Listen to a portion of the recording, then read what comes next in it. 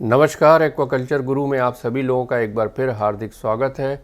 RAS tank fish production management में आज का टॉपिक है एजुकेशन एंड ट्रेनिंग। यहाँ पर हम आपको ये बताने की कोशिश करेंगे कि अगर किसी भी जगह आरएएस की ट्रेनिंग हो रही है तो उसमें थ्योरी और प्रैक्टिकल का किस प्रकार से अच्छी तरह का समायोजन होना चाहिए, ताकि वहाँ से सीखने के बाद आप अच्छी तरह से आरएएस की शुरुआत कर सकें। तो here we go to our first slide. शुरुआत करते हैं।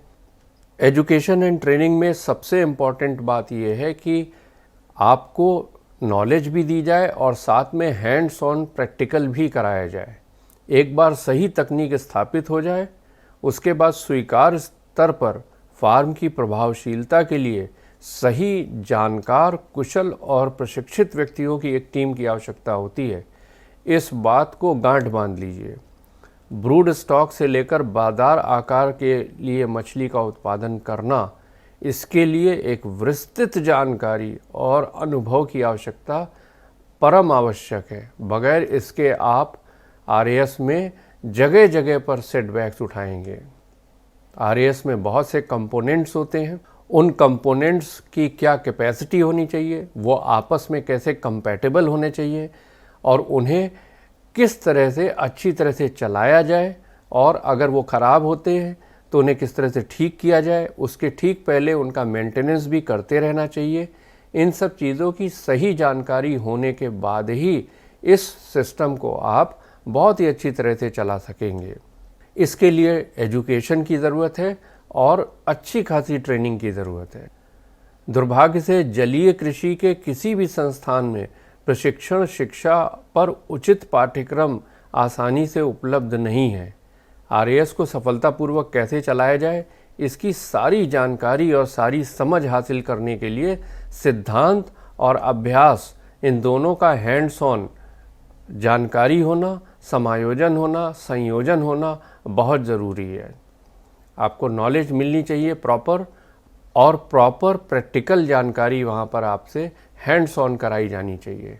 जब सही जानकारी मिलती है और सही तरह से प्रैक्टिकल कराया जाता है तो इन दोनों के मिलने से आपको बहुत ही पावरफुल लर्निंग होती है। लर्निंग, ट्रेनिंग, इंस्ट्रक्शन और प्रैक्टिस, निरंतर प्रैक्टिस, इसी छोटी छोटी सीढ़ियों पर चलकर आप सफलता के पास पहुँचेंगे। आपको हम बताने की कोशिश करेंगे कि एजुकेशनल प्रोग्राम अगर कहीं चल रहा है तो उसमें क्या क्या चीज़ें अच्छी तरह से कवर होनी चाहिए। Basic water chemistry, ammonia, nitrite, nitrate, oxygen, carbon dioxide, pH, क्षारीयता, तापमान, कठोरता, टीडीएस, रेडॉक्स पोटेंशियल और सैलिनिटी, इस टाइप की जितने भी ये पानी के रासायनिक और भौतिक मापदंड हैं, एक फार्म को अच्छी तरह से चलाने के लिए आपको इन सब की जानकारी होना बहुत ज़रूरी है। पानी बहुत ही इम्पॉर्टेंट है, ये जीवन का आधार है हम लोगों के लिए। तो आप समझ सकते हैं कि मछली जो सदा पानी में रहती है उसके लिए पानी कितना इम्पॉर्टेंट है, और पानी की गुणवत्ता को बनाए रखना अपने स्पीशीज़ के अनुसार ये उससे भी ज़्यादा आवश्यक है। कितनी मछली रखनी है, कितने पानी में, ताकि वो अच्छी तरह से हो, खाना खिलाने पर पानी की क्वालिटी ना ख़राब हो। और ये कुछ पैरामीटर्स हैं जो हमने यहाँ पे दिखाए हुए हैं। इन सब की सही जानकारी, इनका सही लेवल और इनका अनफेवरेबल लेवल, इन सब के बारे में आपको बहुत अच्छी तरह से जानकारी होनी चाहिए। दूसरी बात ये आती है कि पैरामीटर्स की रीडिंग कैसे ली जाए और उन डिवाइसेस का कैलिब्रेशन कैसे किया जाए, क्योंकि जो डिवाइस आप इस्तेमाल कर रहे हैं उसे सही एकदम रीडिंग देनी चाहिए। कभी कभी उसकी सेंसर ख़राब हो या केमिकल पुराने हो जाएं तो फिर वो रीडिंग गलत भी दे सकते हैं। तो आपको समय समय पर उसका कैलिब्रेशन करना पड़ेगा। उपकरणों के जो कैलिब्रेशन है और ऑक्सीजन, कार्बन डाइऑक्साइड, पीएच, तापमान, दबाव, इन सब के सेंसर की रीडिंग को समझना, टैन, अमोनिया, नाइट्राइट, नाइट्रेट, इन सब के स्तरों का परीक्षण, क्योंकि ये केमिकल रिएक्शन से, कलर से आप पहचानेंगे, तो इन सब की गणना करने की क्षमता आपको आनी चाहिए। और कुछ अलार्म्स हों जो बताएं कि आपके लेवल्स जो हैं, जो भी थ्रेशोल्ड आपने सेट किया है उससे कहीं ज़्यादा या कम तो नहीं हो गए। तो उसके लिए जो प्रोग्रामेबल लॉजिक कार्ड है उसमें सेटिंग होती है, कंप्यूटर में सेटिंग होती है, उन सबको भी समझना बहुत आवश्यक है। तो ये सब चीज़ें आपको ट्रेनिंग में बताई जानी चाहिए। जैसे टेम्परेचर मीटर हो गया, डिज़ोल्व ऑक्सीजन मीटर हो गया, सैलिनिटी मीटर हो गया, इन सब में आपको समझना पड़ेगा कि ये रीडिंग जो आ रही है ये किस तरह से आपके रीसर्कुलेटिंग एक्वाकल्चर सिस्टम को प्रभावित कर रही है। टेम्परेचर में फ़ारेनहाइट भी होता है, सेंटीग्रेड भी होता है, तो उसे आपको समझना चाहिए। सैलिनिटी पीपीटी में होता है, डिज़ोल्व ऑक्सीजन को परसेंट सैचुरेशन में भी देखते हैं, पीपीएम में भी देखते हैं। तो ये सब बातों को आपको अच्छी तरह से समझना चाहिए। अमोनिया की टेस्टिंग, नाइट्राइट, नाइट्रेट, ये सब केमिकल रिएक्शन द्वारा कलर से पहचाने जाते हैं। पीएच मीटर है, इलेक्ट्रॉनिक भी होता है, आप पेपर से भी कर सकते हैं। इलेक्ट्रॉनिक वाले और पेपर वाले दोनों गलत रीडिंग ना दें, इसलिए आपके पास बफर सोल्यूशन होना चाहिए जिससे आप उसको कैलिब्रेट करके रखें। पीएच पेपर ह्यूमिडिटी से ख़राब हो सकता है, इसलिए उसे एक एयर टाइट कंटेनर में रखें। सिलिका जेल खरीद लें, बाज़ार में मिलता है, उन्हें आप डाल करके और अंदर टाइट करके रखें ताकि अंदर थोड़ा बहुत मॉइस्चर हो तो वो भी ख़त्म हो जाए और पीएच पेपर आपका लंबे समय तक चले और अच्छी रीडिंग दे। कैलिब्रेशन बहुत ज़रूरी है, तभी आपके कोई भी इंस्ट्रूमेंट अच्छी रीडिंग देंगे। पीएच मीटर है, डिज़ोल्व ऑक्सीजन मीटर है, CO2 मीटर है, सैलिनिटी है, टेम्परेचर है, बहुत सी चीज़ें हैं। इन सब का समय समय पर कैलिब्रेशन किया जाना बहुत ज़रूरी है। प्रोग्रामेबल लॉजिक कार्ड्स होते हैं इसमें कंप्यूटर होता है बीच में, एक तरफ से इनपुट मॉड्यूल होता है और दूसरी तरफ से आउटपुट मॉड्यूल होता है। तो जो प्रोग्रामिंग होगी उस हिसाब से वो अपना आगे काम करेगा, मोटर चलाएगा, बंद करेगा, कुछ सोलेनॉइड खोलेगा, बंद करेगा, लाइट जलाएगा, बंद करेगा, बहुत सी चीज़ें कंट्रोल करेगा। ये अपरिहार्य है RAS के लिए। और इसके साथ आप तमाम डिवाइस जोड़ सकते हैं जो आपको अलार्म करके अगर कुछ ऊंच नीच हो रही है तो वो बता देगा, आपके फार्म पर बता देगा या रिमोट बता देगा, आपके मोबाइल पर ऐप में बता देगा। तो इन सब चीज़ों की जानकारी भी आपको वहाँ पर ट्रेनिंग में दी जानी चाहिए, ये अति आवश्यक है। मशीनरी और technical installation, mechanical filter unit, biofilter system में trickling, fix bed, moving bed biofilter, oxygen injection system, emergency oxygen injection system, oxygen generator, oxygen का बैकअप सिस्टम। आप देखिए कितनी बार ऑक्सीजन का नाम आ रहा है, यानी कि ये बहुत ज़्यादा ज़रूरी है।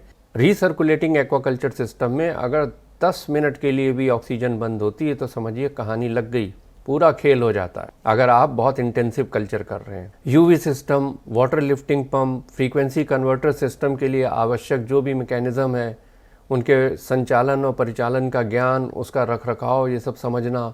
एयर ब्लोअर्स, कंप्रेसर्स, डीगैसर्स, तापमान नियंत्रण, हीटिंग है, कूलिंग है। अपने यहाँ हिंदुस्तान में तो इतना ज़रूरत नहीं पड़ेगी अगर आप स्पीशीज़ का कायदे से सिलेक्शन करेंगे, क्योंकि हीटिंग और कूलिंग में बहुत ज़्यादा बिजली लग जाती है। Ventilation system, pH regulation system, programmable logic controllers यानी कि PLC और PC सिस्टम, स्वचालित फीडिंग सिस्टम, ये सब तमाम चीज़ें हैं जिनकी जानकारी आपको होनी चाहिए इसके पहले कि आप RAS की शुरुआत करें। इसके मैकेनिक्स को समझना, इनके ऑपरेशनल नॉलेज को समझना और इनके मेंटेनेंस को समझना, इन तीनों चीज़ को समझना बहुत ज़रूरी है। ये मैकेनिकल फ़िल्टर सिस्टम है, इसमें 45 माइक्रोन की जाली लगी हुई है। Biofilter, emergency oxygen control unit है, अगर कहीं से ऑक्सीजन में दिक्कत हुई तो हाई प्रेशर ऑक्सीजन सिलेंडर रखा है, उससे डिफ्यूज़र्स लगाकर आप ऑक्सीजन की रिक्वायरमेंट पूरी कर देंगे, तब तक वो सिस्टम जो आपका फेल हुआ है उसे आप अप कर सकते हैं। ये ऑक्सीजन जनरेशन सिस्टम है। यूवी स्टेरिलाइजेशन सिस्टम कई तरह के आते हैं, पंप छोटे बड़े बहुत तरह के आते हैं, ये भी आप कैपेसिटी के अनुसार निर्धारित होगा। एयर ब्लोअर्स हो गए, कंप्रेसर्स हो गए, डिगैसर हो गया, ओपन टाइप का डिगैसर हो गया, कॉलम डिफ्यूज़र है। हीटिंग सिस्टम में कमर्शियल हीटिंग कॉयल है, ये चिलिंग यूनिट है बहुत बड़े फार्म के लिए।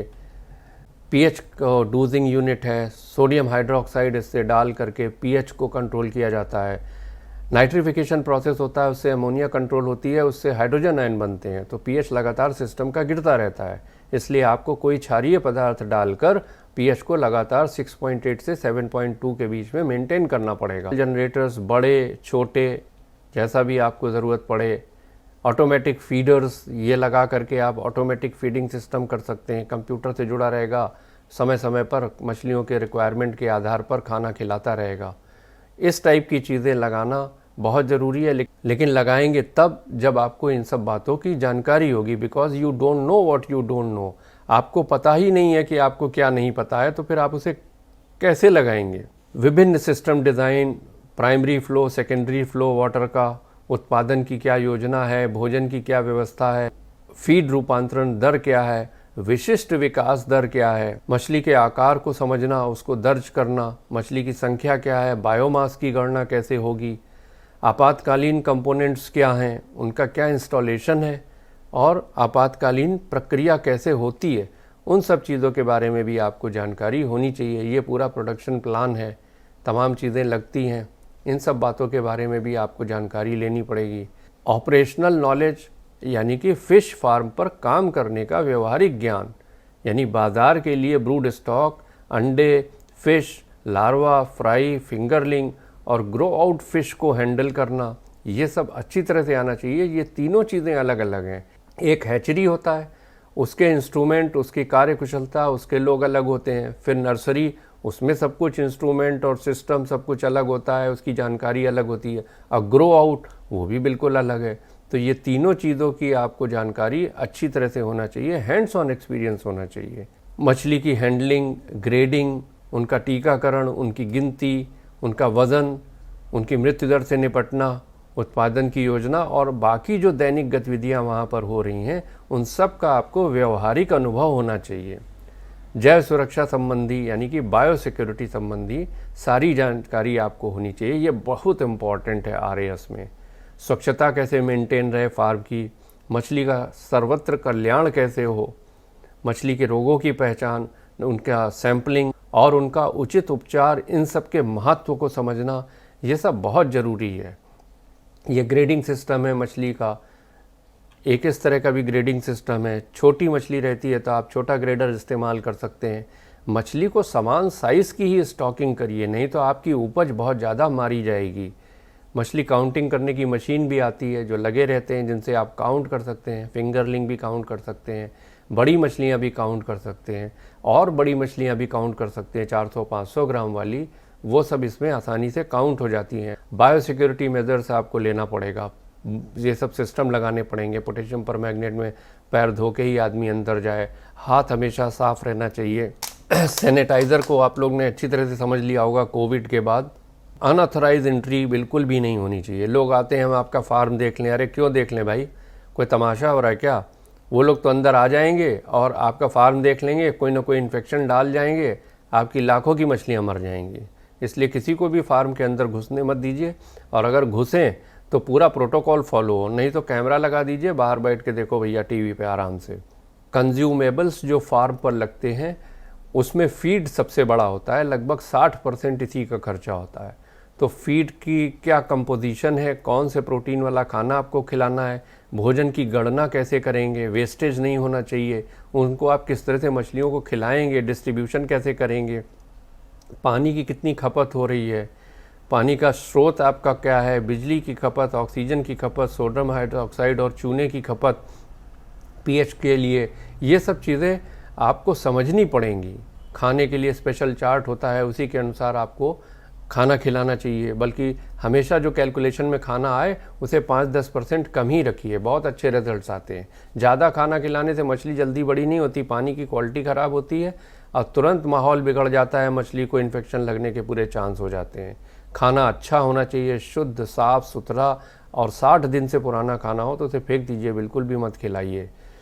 पानी बिल्कुल साफ़ स्वच्छ आपका जो सोर्स है वहाँ से लें, मीटर लगा हो, पता लगे आपको कि आपने कितना पानी खर्च किया है। इसी तरह ऑक्सीजन के मीटर लगे रहें, ऑक्सीजन जनरेशन मशीन है, वहाँ से कितना ऑक्सीजन आपने बनाया, कितना खर्चा हुआ उसमें, ये सब चीज़ें जानिए। सिंगल फेज़ का मीटर है या आपका ट्रिपल फेज़ का मीटर है, वो सब भी आप उसमें समझिए कि आपकी कैपेसिटी कितनी है फार्म की, उस हिसाब से कितनों किलोवाट का खर्चा है और कितना आपको बिजली का बिल देना पड़ रहा है, इस सब की गणना भी आपको आनी चाहिए। सोलर सिस्टम लगा लें तो बहुत अच्छा, क्योंकि money saved is money earn.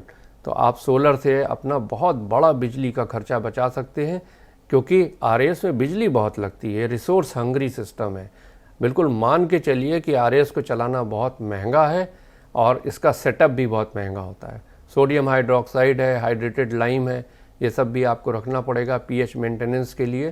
तो ये सब चीज़ें कंज्यूमेबल्स में आती हैं। सबसे इम्पॉर्टेंट चीज़ जो आरएएस की ट्रेनिंग में बताया जाना चाहिए वो है नाइट्रिफिकेशन प्रोसेस, जिससे हानिकारक अमोनिया नाइट्राइट और फिर नाइट्रेट में बदल जाता है। नाइट्रेट कम हानिकारक है, इसे हम लोग बाहर निकाल देते हैं पानी एक्सचेंज करके। तो इसके बारे में जो भी प्रोसेस है पूरा, वो ट्रेनिंग में बड़े विस्तार से बताया जाना चाहिए कि कैसे ये हाइड्रोजन आयन बनाता है, जिससे सिस्टम का पीएच लगातार गिरता रहता है। तभी आपको सोडियम हाइड्रोक्साइड या हाइड्रेटेड लाइम डाल डाल के पीएच को एक इष्टतम लेवल तक मेंटेन करना पड़ता है। मैनेजमेंट सपोर्ट, जब आप सीख करके कहीं से आएंगे तो आप बिल्कुल नए होंगे और उस समय आपको कम से कम एक प्रोडक्शन साइकिल में सपोर्ट की आवश्यकता होगी। आरएएस को ठीक प्रकार से शुरू में चलाना और पूर्ण उत्पादन क्षमता पर इष्टतम स्तर पर चलाना अक्सर बेहद चुनौतीपूर्ण होता है और सही चीज़ों को प्राथमिकता देना और ध्यान केंद्रित करना बहुत मुश्किल होता है, खासतौर से तब जब आप आरएएस के लिए बिल्कुल नए हों। प्रारंभिक चरण की असफलताओं और कुप्रबंधन से बचने के लिए दैनिक गतिविधियों का पर्यवेक्षण एक विशेषज्ञ और अनुभवी व्यक्ति द्वारा किया जाना चाहिए। साथ ही साइट पर ही शिक्षा का प्रशिक्षण का प्रबंधन हो तो ये एक बहुत अच्छी बात होगी। ये मैनेजमेंट सपोर्ट का एक हिस्सा होना चाहिए। जब आपको सपोर्ट मिलेगा तो आप अच्छी तरह से बाधाओं को पार कर सकेंगे। आपको सपोर्ट मिलेगा तो आप अच्छी तरह से अपने कार्य को कर पाएंगे।